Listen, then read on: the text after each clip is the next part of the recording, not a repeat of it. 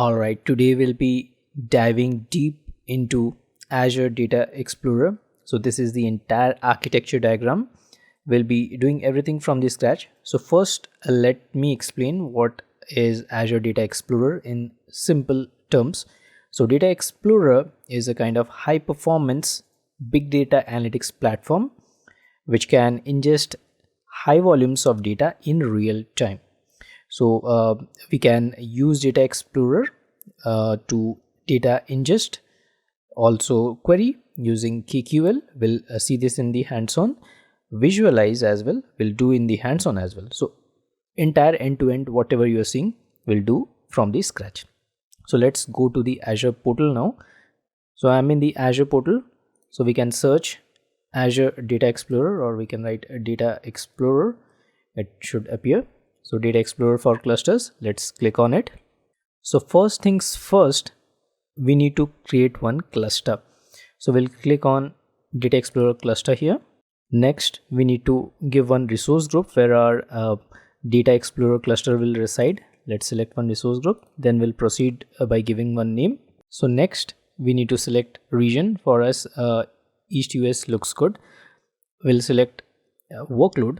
So workload, since it's a kind of dev test, because it's a kind of dummy we are testing, so dev test is good for our hands-on. But if you're going for any kind of like production level, storage optimized or compute optimized might be a good fit if you're doing any kind of high kind of compute, or where you need the size of the cores also changes. If you see here, we have a like extra large, right? We can select as per our requirement, but dev test looks good, so it will be by default extra small. So this looks good, and our Data Explorer cluster will reside in the region East US, which we want. So we'll keep everything as default. There are many things.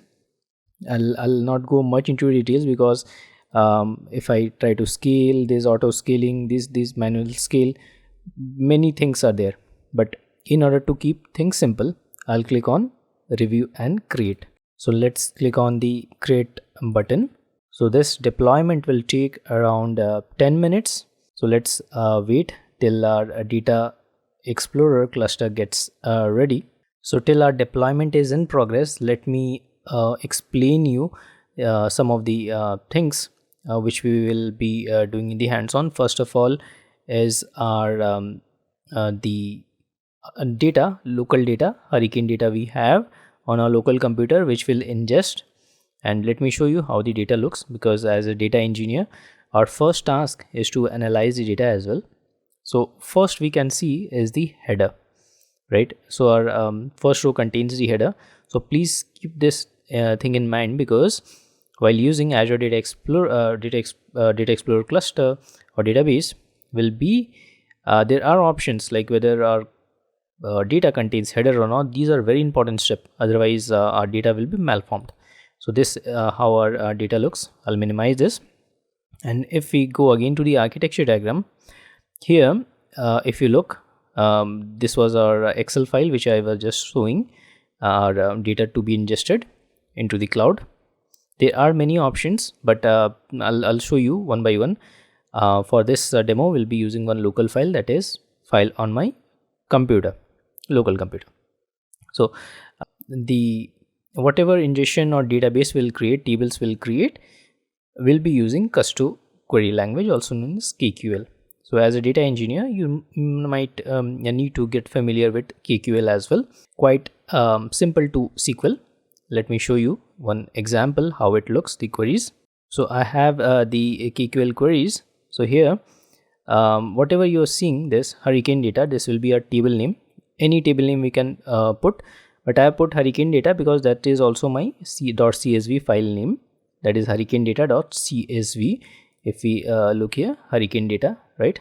So this is also my Excel file name. Better to give the table name as same as this ingestion file. It will help you simplify, because putting incorrect or different names while querying, the query might not run the KQL. So this is the table name. Just like we write, select let's say column name, start time is the column name, from table name. So from table name, here this is the table name. The syntax for KQL goes something like this. And in SQL we do order by. Here we use sort by, and a DSC, as the name suggests, in SQL as well, it's for descending order. So we are so here in a nutshell, what we are doing, we are pulling out data from Hurricane data table. We are sorting the data in descending order by the column name start time, which is in our Excel as well. If you look, start time is here. So we are doing DSC for descending, and we are picking up the like top 20. In SQL we write we write like select top 20 star from the table names, something like this. So here take means the kind of the top statement. So this is how the KQL looks. So others, I have many things, many as we'll dive doing the hands-on. I'll explain everything bit by bit. So let's go to the Azure portal and wait till our deployments get completed. All right, our deployment got succeeded. So let's go to the resource now, and here let me give you the brief introduction what we will do next. Just think, we have this data, and this data will reside inside a table. And now where the table will reside? Table will reside in a database. So that's why we need to create one database. Let's click on create database. Also there is one more thing. We can copy this URI we need. We can copy this, paste it in a notepad in a safe place, because we'll be needing this in a while. Please note, let's click on first the create button. Let's give one database name. So here we can configure the retention period, how many days we want. 365 and 31 cache period is the like the default. So we'll keep as a default for this. Let's click on create. So the database process is quite quick, and it gets somewhat created quickly. So we can see the database got successfully created. So this is a good news. Now since we have copied this URI, we need to open Azure Data Explorer. So Data Explorer link is something different. Let's copy paste this, and if prompted, we need to give the same sign in login ID and password for Azure. So we'll click on skip and sign in. Now we are in the Data Explorer. From the link we can see. So our next step will be to create one connection. Let's click on add, then click on connection, and here remember we have copy pasted the URI in the notepad. This the same we need it right now. I'll copy this and paste it. By default it will give one display name, so we'll leave as it is. We don't need to change. Let's click on add. Next we need to ingest our Excel file, this our input file, or which is currently on our local computer. We need to ingest on the Data Explorer. So how do we do it? Let's go back to the Azure Data Explorer. Here we have this get data icon. Let's click on here, and here the interesting thing is that please note, as mentioned in the architecture diagram as well, we can ingest data from local file, just like the Excel Excel file which I am ingesting right now, or we can use Azure storage as well. If our data is in Gen2 blob container, we can use this as well. Next we can use multi-cloud architecture using AWS, that is Amazon S3 as well. If our data is in S3 bucket as well, we can ingest from S3 as well. And the fourth option is Event Hub. So for our use case, we'll use local file for the demo. Let's click on local. Now here we got our database name. Remember, this is what we have created previously. This is what our database, and here we got an option to create table. Please note, this will prompt us with the table name. So as a good practice, just copy the Excel file name and put this as the table name as well. This will help simplify instead of giving 2-3 different names. So here when I click here, it will ask for the table name. I'll paste this. I'll click on the checkbox. So now I have the option to browse for files. As soon as I click on browse files, it will be prompt to my local computer. And here the important thing to note is that we can add 1000 files and each file can be up to max 1 GB. So this is the limit we need to make sure. So let's click on browse for files, and here we have our Hurricane data. Let's double click it. So here our ingestion process has started. So our 60 MB file is going straight from our local computer to Azure cloud. So it will depending upon the size of the data, this uploading process takes, since I have 60 MB, so it will take around 1 to 1.5 minutes, and also depends upon your internet connection as well. So let's wait till we get the green signal here. Alright, it's go time, because the status we can see it's green check mark here. So we are good with the configuration step. So now we'll proceed with the inspection step by clicking on next. So now please note, as mentioned previously, our data, the first row contains the header, right? So if you look here in the Excel as well, it contains the header, right? So this we need to take care as a data engineer before ingesting the data. So here we have the toggle button for first row is the column header.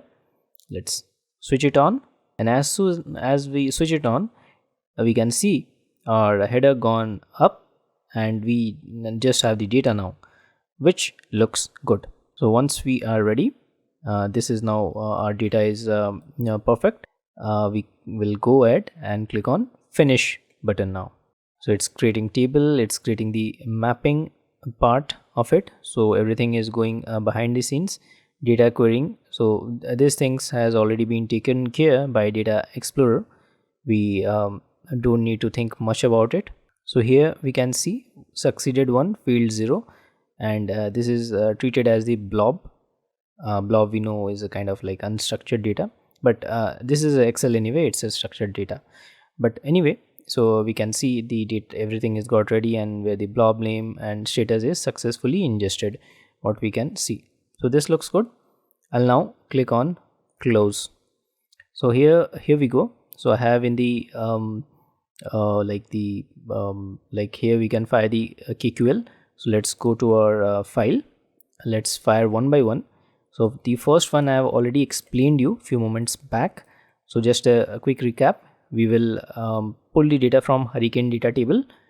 We'll sort the data based on the start time. It will pull all the data and it will take only the top 20. That is, will display the top 20 rows. Let's go back and paste here. So we'll paste. So the important thing is to note, we need to select a database. So if I click on run, let me purposely do it. See, it will throw an error. So please do not panic if you see this error. Select a database to execute. Just click on this database here. I'll click here, and let's now click on run. So you can see here, right? We got the data as mentioned. We have selected 20, so that's why it's displaying 20 records. If I change it now to, let's say, 25 and click on run, so it will display 25 records. And again, those are sorted by start time, because we have used DSC, descending order, for start time, right? We can change the time as well, query time. It's by default UTC, just like log analytics workspace. We can change it here. Time zone, you can put anything, whatever you want. Let's say I want to search for something like India or something. So it can it will also we can also change. We can select the language as well. So there are many things we can configure here. For now, I think everything looks good. I'll select Indian Christmas and all these things. Let's close this. So here we can see the changed query time. So as per our wish, we can change it. So now let's open one new tab here by clicking on the plus. we can open a new tab and find some new queries. So let's go back to our Word file. Now here we will sort again with the start time, but the only thing is we will pull only this columns, the data for these columns from the table hurricane data, and only 20 records will pull, right? So this query is helpful when we need to select just the few columns which we need, not the entire table data what we have done previously. Let me paste this and run this to show you the difference what I was saying. So if you look here, we just have pulled limited column, start time, end time, just match this state, event type is here, damage property, and episode narrative. On the other hand, if I go back to my previous query, so here if you look, I have this scroll bar here. We have pulled everything, all the columns are pulled. It's kind of select star if you compare this with a SQL statement. But this one, second one which we have run just now, this is like select column name. These are the column name from the table name, or from table name is this one, hurricane data. This is our table, and we have used kind of top 20. So that's why it's displaying 20 records. So I hope this is also clear how to pick only few columns, what we want. Let's click on the plus tab. I'll show you more things, more interesting thing. Now remember when I was explaining the architecture diagram, we can visualize as well. So let's now visualize some things. It will automatically visualize, we don't have to do anything as well. Whenever we are using summarize and these things, the aggregate part, Data Explorer is intelligent enough to understand what it needs. So as you might be already understanding what I am doing here, I have selected the where condition, where clause in SQL. Let me run it. So please note the magic. I'll need to run it again because unluckily I have selected this one, that's why it was throwing error. See, I didn't do anything. I didn't instruct the Data Explorer to put me or give me some chats, something like this, right? But it has done by its own. So this is the beauty of Data Explorer, that it will help us to analyze the data and aggregate in the form of visualization what we are doing, like the bar charts we are currently able to see. All right, now let's explore some the result grids. So this is one use case of it I have shown. It helps in visualization. We can now change like whatever visual format you want. It will help us change it, the legends and all this, all we can configure as per our own wish. So now let's open one new tab and let's go back to our query, and here let me run this query. This is something similar where we are pulling out some specific columns, the data from specific columns from hurricane data table. Let me paste this, and please make sure do not select anything, otherwise it will throw error. Just like if I select just a small part, it will run this part only. If I try to click run, it will might create see some error will throw. So please note, please select outside and then run, it will execute successfully, or you need to select everything, and that is also the same as selecting nothing, right? So I'll select nothing and click on run. So here we now got the data. So here we can explore the results in a grid. So if I select on this arrow mark, I'll get more details out of it. So let me expand this. I'll just drag this to make this full screen. Here again I have got the drag.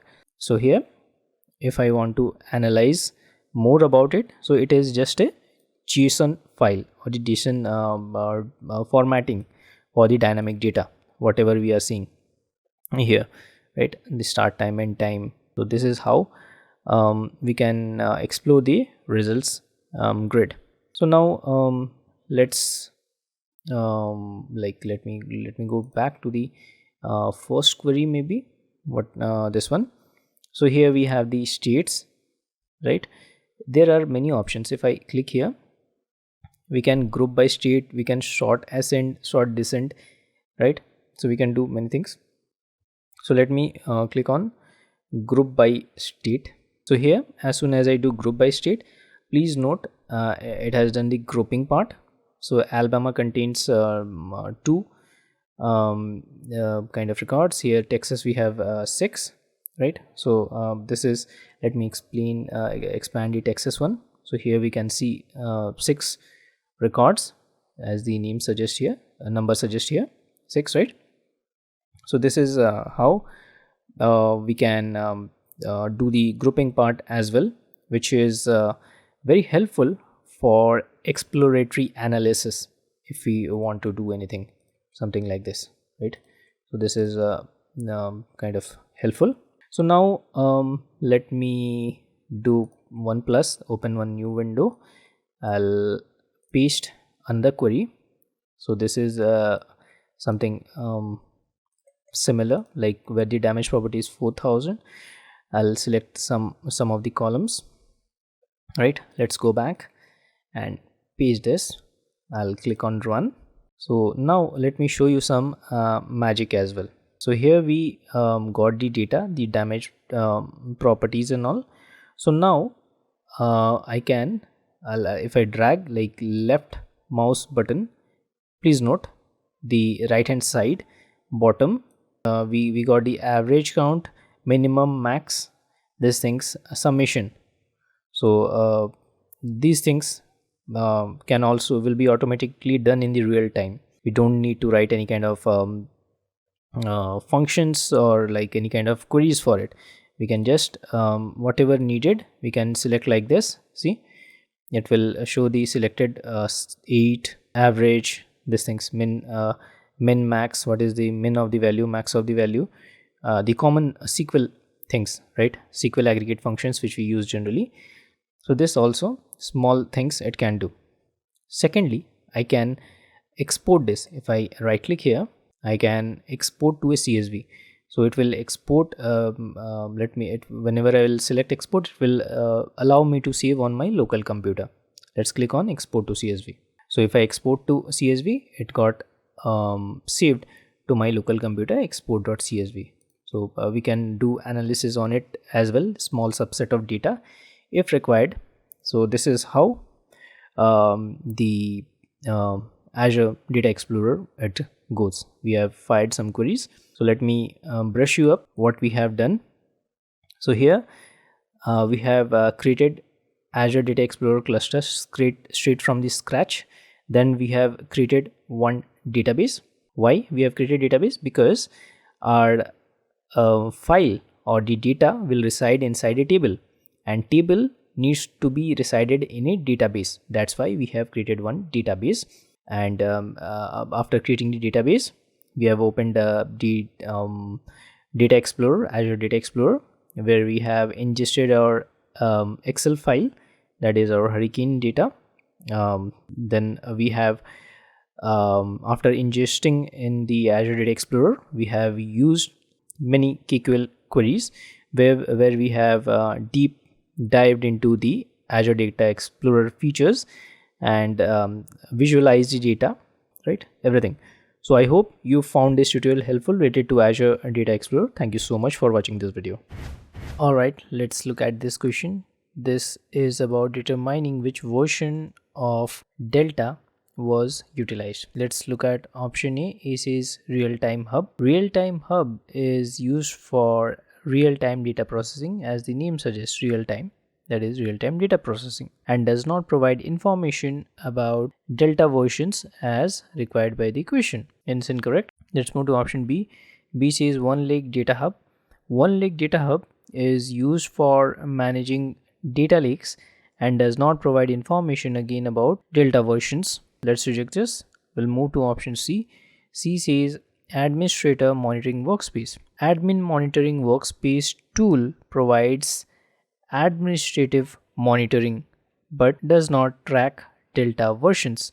Again, let's reject this. Let's look at option D. D says fabric monitor. So fabric monitor provides detailed monitoring and logging capabilities, including the version of Delta used during notebook execution. That being said, option D is the right answer. Okay, so let's look at this question. So this is about dynamically executing and monitoring the refresh. Let's look at option A and C together. Both option A and C uses dynamic management views, also known as DMV. So we know dynamic management views are used for monitoring and managing SQL Server instances, not for monitoring Fabric semantic models, what required by the question here if you look. Therefore incorrect. Let's move to option B. B says monitoring hub. Monitoring hub provides the capability to dynamically execute and monitor the refresh progress of semantic models in Fabric. Let's park this. Let's move to option D. D says semantic link in a notebook. Semantic link in a notebook does not provide the necessary monitoring capabilities for the refresh progress of semantic models. Therefore incorrect. We'll lock option B as the right answer. Let's bring the heat to the snow. So we got to include the standard deviation of humidity levels, like the temperature. Let's look at option A. A says expand. Expand is used to expand nested structures and not for calculating standard deviation, what's required by the question. Let's reject this. We'll move to option B. It says group by. So group by is used to group data based on a specific field, but again it does not perform or provide calculations like standard deviation. So B is again out. Let's move to option C. C says union. So union operator is used to combine multiple data sets and is not for performing any kind of calculation. Again C is out. Let's move to option D. D says aggregate. So we know aggregate is used to aggregate can be used to perform calculations such as sum, average and standard deviation on a set of values, which is required to calculate the standard deviation of humidity levels. That being said, option D, aggregate, is the right answer. Alright, we got interesting question about reducing the query time. We'll look at option E and B together. Both option E and B, if you look, contains one common factor, that is disable V-order. So disabling V-order is not necessary for optimizing query performance or to reduce the query time. Therefore, we'll reject this. Let's look at option C. C says execute the vacuum and optimize command. Executing optimize or and vacuum commands in combination consolidates small files into larger ones, which is the optimize will do, and removes old files that are no longer in use, which vacuum will do, therefore increasing query performance. So let's park this option. Let's move to option D. D says all the above. It cannot be all the options or all the above because we have already rejected option A and B. So D is out. We are left out with option C and it is the right answer. Alright now, so this is about identifying the names of the users who are actively running queries. Interesting question. So if you are a DBA, you might be using exec sp underscore who to or who is active, those kind of things. But here something is different. Let's look it out and check it what it says. Option A says sys.dm underscore exec connections. So this sys.dm exec connections provides information about active connections but does not include usernames as required by the question. We need to identify the names of the users, right? Hence incorrect. Let's move to option B. B says sys.dm underscore exec request. So sys.dm exec request provides information about requests, as if you look at the last suffix one, request. So it provides information about the request currently executing but does not include again usernames what we require as per the question. So wrong answer. Third one is easy to eliminate because third one says query insights dot long running queries. So by just reading after the period or the dot, long running queries, even if you're not sure like what it does, you can make it out like what will it do. So as the name suggests, long running queries, this provides information about long running queries. Again, incorrect choice because that's not what the question is looking for. We are left out with one option, that is sys.dm underscore exec underscore sessions. So sys.dm exec sessions provide information about all active user sessions, including the names of the user running queries. That's what we require as per the question as well, right? So that being said, option D is the right answer. Please check our Udemy courses as well. We have tons of courses exclusively present on our Udemy channel as well. Please support, and let's meet in our next part of the series. If you want the PDF version of this course, please enroll in Diamond membership or above by clicking the join button now. To unlock this book, then please connect and inbox me on LinkedIn at the rate of Cloud Guru Amit or Instagram at the rate of Amit Physique. I'll be glad to help you out with the PDF access.